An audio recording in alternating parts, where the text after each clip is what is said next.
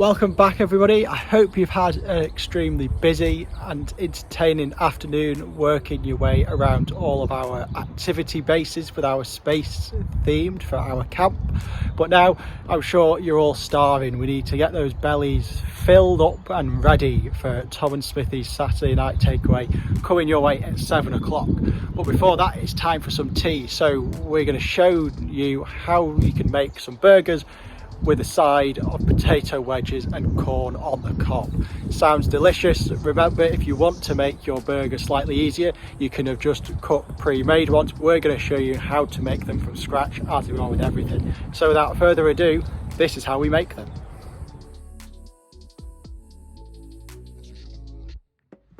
So first up, for your potato wedges, you want to grab a potato and then cut it in half.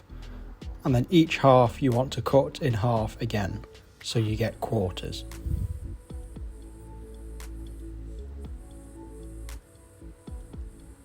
Each quarter then cut in half again, so in the end you will end up with 8 slices of potato. You could end up with more or less depending on how big or small your potato is.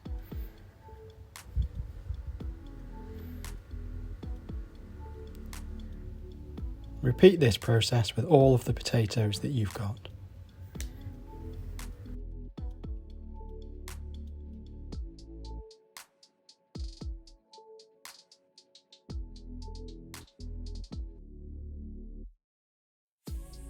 Put all your slices of potato into a jug or bowl. You can then add some salt and pepper and a little bit of olive oil, and this will give it a nice flavour.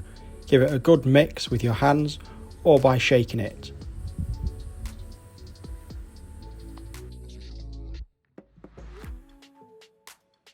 Then lay your potatoes out over a baking tray, and you want to bake these in an oven of 180 degrees or gas mark 6 for about 30 to 40 minutes until nice and golden brown.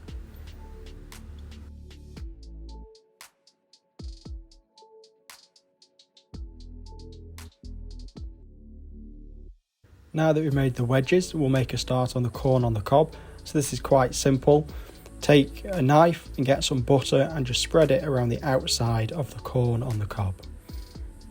Then place this corn on the cob onto a piece of tin foil.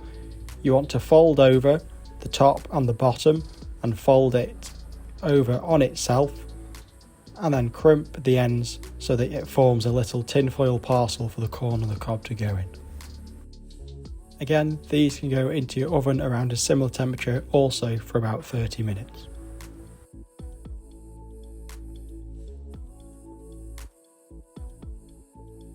Now it's time to make the burgers. So for this you need to want to cut an onion in half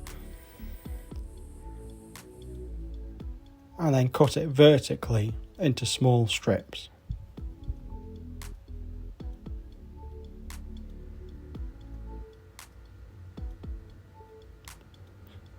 After doing this, you then want to cut horizontally, and this will mean you get nice small pieces of onion. Once you've done one half of the onion, repeat it with the other half as well. Now in a bowl, mix your 500 grams of beef mince or corn mince if you're making veggie burgers instead, with the onion that you've just chopped. With your hands or with a wooden spoon, mix this together so that the onion is distributed throughout the beef mince. Then you want to add 1 beaten egg and then give it a bit of a mix again, and this will help it bind together.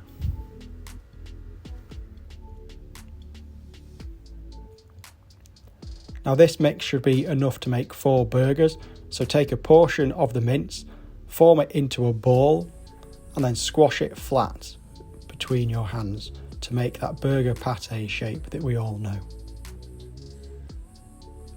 Repeat with the rest of the mince so that you form 4 burgers. It's up to you how you cook your burgers. You could do this in the oven or on a barbecue or on a fire, but in my case I'm going to grill the burgers. So once they've gone brown on one side, using a spatula, I'm going to flip them over so that both sides are cooked and the mince gets cooked all the way through as well. All that's then left to do is put it all together on your plate. I've served mine with a bit of a side salad as well. So there you have it. You now know how to make the perfect barbecue for your whole family to enjoy for your tea tonight. Please do remember though, anytime you're using anything that's sharp or hot, that you use the help of a parent or guardian so they can assist you with it. Also, don't forget to share your plates of food with us. We can't wait to see what they all look like and what you're going to top your burger with, whether you're just going to keep it simple and plain or maybe add a bit of cheese or bacon to it as well. Remember, that's completely down to you. We'll leave you now to enjoy your evening meal, and don't forget, we'll see you at 7 o'clock live on Zoom for Tom and Smithy's Saturday night takeaway. You won't want to miss it.